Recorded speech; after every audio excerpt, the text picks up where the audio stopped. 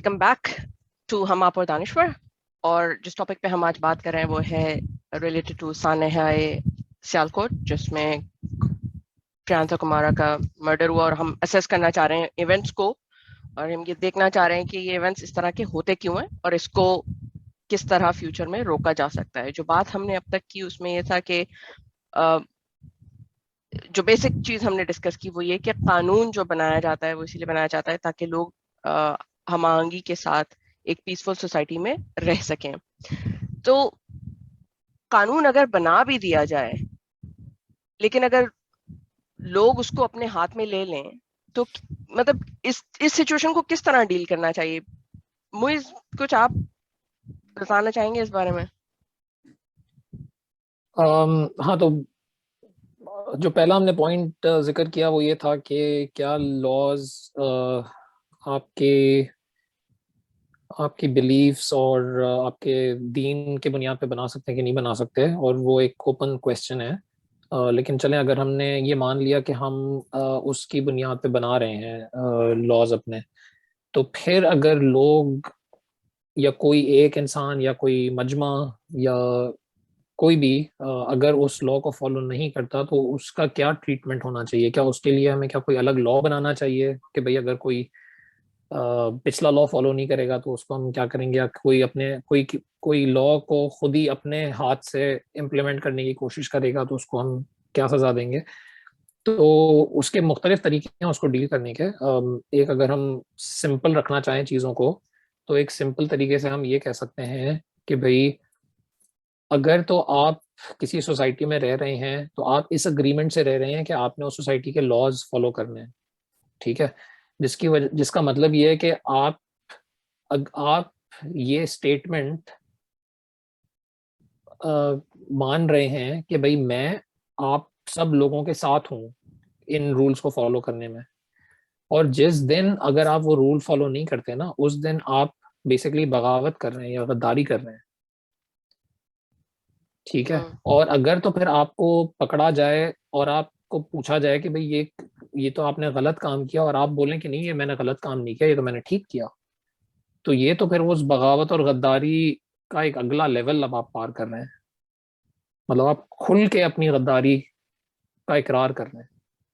और ये अगर आप जिस बुनियाद पे दीन ने भी जो हमें सिखाई हैं चीजें, अगर उसकी रूह से भी समझने की कोशिश करें, तो तो आपको वो मिलेंगी मिसालें कि भाई पैगंबर ने किस तरह अपने ज़माने में दुश्मनों से जो भी डील्स की थी, जो भी मुआहदे किए थे, वो किस तरह पूरे किए थे उन्होंने। तो अगर आप किसी चीज़ के बारे में कहते हैं ना कि भाई मैं इस मुआहदे के बारे को मानता हूँ, या इस रूल को मानता हूँ, या इस लॉ को मानता हूँ, और तो उसके बाद आपके ऊपर फ़र्ज़ है कि आप उसको फॉलो करें।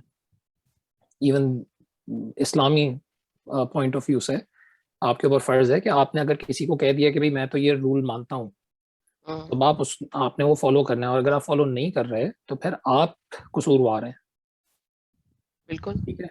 तो अगर एक सोसाइटी ने एक रूल बनाया हुआ है, और एक सोसाइटी ने वो रूल बना के, अब वो रूल बनाने का मतलब है कि वो रूल अब उस सोसाइटी में रहने वाले जितने भी लोग हैं वो फॉलो करते हैं उस रूल को। हम्म। और अब तक आप अगर उस सोसाइटी में रह रहे हैं तो उस आप ये कह रहे हैं अपने, अगर आप खाली उस सोसाइटी का पार्ट भी है ना, तो आप ये मान रहे हैं कि भाई मैं ये सारे रूल्स फॉलो करता हूँ।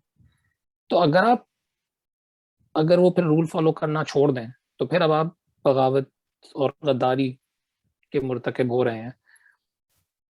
तो ना सिर्फ आप ये कर रहे हैं कि आपने बगावत कर दी या गद्दारी कर दी, आप तो उसका इकरार भी कर रहे हैं, और आप अपने दीन को इस्तेमाल कर रहे हैं उसको जस्टिफाई करने के लिए। तो अगर आप ये आइडिया सोचना शुरू करें कि एक काम जो दीन ने कहा था कि नहीं करो, गद्दारी और बगावत करने दीन ने मना किया है, चाहे वो दुश्मन के साथ डीलिंग के दौरान ही क्यों ना हो, और आप अब गद्दारी और बगावत कर रहे हैं और दीन को इस्तेमाल कर रहे हैं उसको जस्टिफाई करने के लिए, तो आप कितना बड़ा गुनाह कर रहे हैं, ठीक तो है। और बेसिकली तो जो जो लॉ इम्प्लीमेंटर्स हैं वहां पे, तो उनको ये मिसाल कायम करनी चाहिए ना कि भाई अगर एक बंदा पहले तो वो कहता है कि हाँ मैं इस मुल्क का शहरी हूँ और इसके लॉ को फॉलो करूंगा, लेकिन वो नहीं करता, तो उसकी तो फिर अच्छी खासी सजा होनी चाहिए। और उल्टा वो उसको जस्टिफाई भी कर रहा है कि मैंने ये गलत काम किया और बिल्कुल दीन को यूज करा है वो जस्टिफाई करने के लिए, तो उसकी तो एक मिसाली सजा बननी चाहिए। बिल्कुल। तो और अगर अगर आप ये खुल के, ना सिर्फ जिसने ये जुर्म किया है, बल्कि अगर दूसरे लोग भी उसको सपोर्ट करना शुरू कर दें या उसके बारे में अच्छी बातें करना शुरू कर दें, तो फिर तो आप एक तरह से फसाद की बुनियाद डाल रहे हैं। हम्म। ठीक है। और अगर अगर दोबारा मैं एक मुसलमान के पॉइंट ऑफ व्यू से इस चीज को असेस करूं, तो कुरान ने जो बड़े गुनाहों का जिक्र किया है उसमें फसाद फिल अर्ज का जिक्र किया है, जिसके अंदर बड़ी से बड़ी सजा देनी चाहिए जो भी फसाद फिल अर्ज का मुर्तकिब होता है। तो एक तरह से अगर ये फिर फसाद फिल अर्ज नहीं है तो फिर और क्या है? कि आप जो है वो कानून को भी छोड़ दें फॉलो करना, और अगर आपको ना सिर्फ आप खुद, मतलब जिन लोगों ने कानून फॉलो नहीं किया उसको तोड़ा, वो तो उन्होंने जुर्म किया, लेकिन और लोग भी उनकी सपोर्ट में अगर आना शुरू हो जाएं, तो ये तो आप सारे के सारे मिलके फसाद की एक जड़ आप पैदा कर रहे हैं ना। तो हम जुर्म को अपनी जज्बातियत से किस तरह लिंक करेंगे? मतलब इसमें जज्बातियत का फैक्टर भी तो शामिल है ना। इमरान, आप क्या कहते हैं इस बारे में? आई थिंक इसमें बड़ी क्लैरिटी है, जो जिस तरह से मोहित भाई ने बताया सारा कि ये तो है ही एक गद्दारी। तो अनलेस सिर्फ दो सिचुएशन है ऐसी, या तो आप जो है वो नाबालिग हों, या आपको कोई मेडिकल कंडीशन कंडीशन हो। हमारा लॉ और बहुत सारे मुल्कों का लॉ इजाज़त देता है। इसके अलावा और कोई सूरत नहीं बनती है कि जिसमें आप अपने अगेन वो इमोशंस को चेक ना रखते हुए ना रखें और दूसरों को अजियत दें अपनी इमोशंस की वजह से। बिकॉज ये, अब मैं जिस तरह पहले बोला कि इमोशनल इंटेलिजेंस का होना बड़ा ज़रूरी है। सबसे पहले फ़ायदा आपके अपने ज़ात को होगा, और नुकसान भी उसी तरह सबसे पहले आपको होगा, ना जानते हुए भी। लेकिन ऑन दी अदर हैंड दूसरे भी उससे काफ़ी मुतासर होते हैं। एज अ सोसाइटी जो टॉलरेंस की प्रैक्टिस है, I think it's a must. इसमें अगर मैं एक छोटी सी चीज ऐड कर देता हूँ कि वो कि हम इंसान भी, जो हम छोटे से बड़े होते हैं, तो उसके अंदर अगर हम खाली ये देख लें कि वो छोटे बच्चे जिस तरह रोना धोना मचाते हैं और बात बात पे रोते भी हैं और चीजें उठा के फेंकना शुरू कर देते हैं, तो वो टेंट्रम थ्रोइंग वाला जो बिहेवियर होता है, तो उस वक्त हमारी वो इमोशनल, अपने इमोशंस को आइडेंटिफाई करने की एबिलिटी हमारी, हमारे अंदर कैपेबिलिटी नहीं होती ना। और अगर हम आइडेंटिफाई कर भी लें तो हम कम्युनिकेट नहीं कर पाते अपने इमोशंस। तो वो जो बच्चे इसी वजह से रोना धोना ज्यादा मचाते हैं, वो जब हम आहिस्ता आहिस्ता बड़े होते हैं तो हमारे अंदर वो एबिलिटीज आ जाती हैं कि भाई हम समझना शुरू कर देते हैं कि अच्छा यार मुझे गुस्सा आ रहा है या मुझे डर लग रहा है, तो अगर मुझे डर लग रहा है तो मैं इसको कैसे डील करूं, वगैरह वगैरह ना।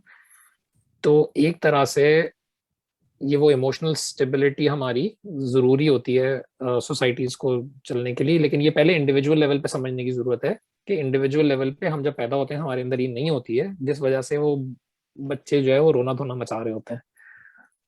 लेकिन अगर वो इंडिविजुअल लेवल पे हम वो सीख भी लें ना, तो वो फिर ग्रुप लेवल पे सीखना और ज्यादा मुश्किल होती है, क्योंकि ग्रुप लेवल पे हमारा एक दिमाग तो होता नहीं है कि हम सोचें कि भाई क्या हो रहा है। और ना सिर्फ वो एक दिमाग नहीं होता, वो कम्युनिकेट करना भी एज अ ग्रुप एक अलग स्टेप चाहिए होता है हमें ना, कि हम ग्रुप ग्रुप के तौर पे ऑर्गेनाइज हों और डिसाइड करें कि हमारी कम्युनिकेशन दूसरे को क्या होनी चाहिए। तो अगर हमारे पास टाइम नहीं होगा आपस में बैठ के बात करने का या डिसाइड करने का कि एज अ ग्रुप हमारा क्या कम्युनिकेशन, क्या मैसेज है जो हमने कम्युनिकेट करना है, तो हमारे अंदर इमोशनल स्टेबिलिटी नहीं आती एज अ ग्रुप। और इसी वजह से आपको बहुत सारी ग्रुप सिचुएशंस में नजर आएगा कि लोग किस तरह जोर का इस्तेमाल ज्यादा करते हैं। और उसमें एक जो कॉमन फैक्टर होता है वो ये होता है कि वो लॉजिक अब इस्तेमाल नहीं होती, अब वो क्योंकि इमोशंस आपके आउट ऑफ कंट्रोल हो गए हैं, तो वो आपका लॉजिकल दिमाग बंद बंद हो जाता है।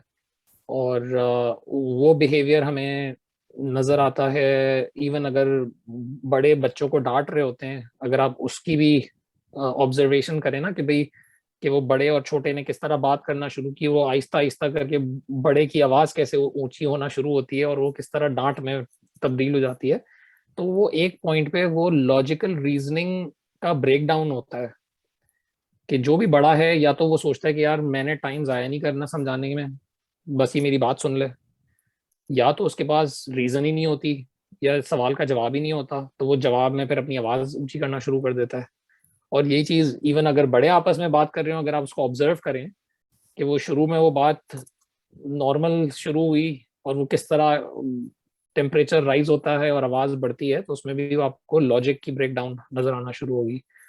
और यही चीज आपको मुल्कों के दरमियान नजर आएंगी कि किस तरह तलवारें निकलती हैं, किस तरह बंदूकें निकलती हैं। और डाकू की एक अच्छी मिसाल है कि डाकू ने जब जाके डाका डालना होता है, वो अब एक ऐसा काम कर रहा है कि वो जाके किसी को बोल नहीं सकता कि भाई मैं जो हूँ वो आपसे सारे पैसे चुराने आया हूँ आपके, और मुझे आप अपने सारे पैसे दे दें। ठीक है, ये कोई एक लॉजिकल डिमांड नहीं है और कोई आराम से उसकी जवाब में उसको दे भी नहीं देगा सारे पैसे। इस वजह से उसको बंदूक की जरूरत पड़ती है, क्योंकि लॉजिक की ब्रेकडाउन है ना।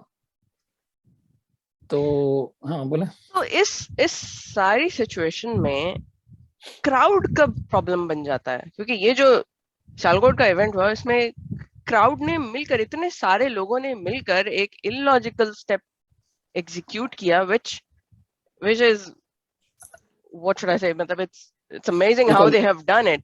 और इतने सारे लोग एक ही वक्त में एक ही तरह का इलॉजिकल स्टेप कैसे एग्जीक्यूट कर सकते हैं, ये समझ से बाहर है। ये क्राउड का मसला बन जाता है। बिल्कुल हाँ। तो वो जो हमने बेसिक पिलर्स के बारे में एक बात की, उसी का इफेक्ट ये होता है क्राउड्स में कि मुख्तलिफ बिहेवियर क्राउड्स के हमें नज़र आते हैं, और ये नज़र हमें सारी दुनिया में आते हैं, हर जगह आते हैं। इसका कोई ताल्लुक डायरेक्टली ना आपकी बिलीफ से है, ना आपके मुल्क से है, ना आपके कल्चर से है।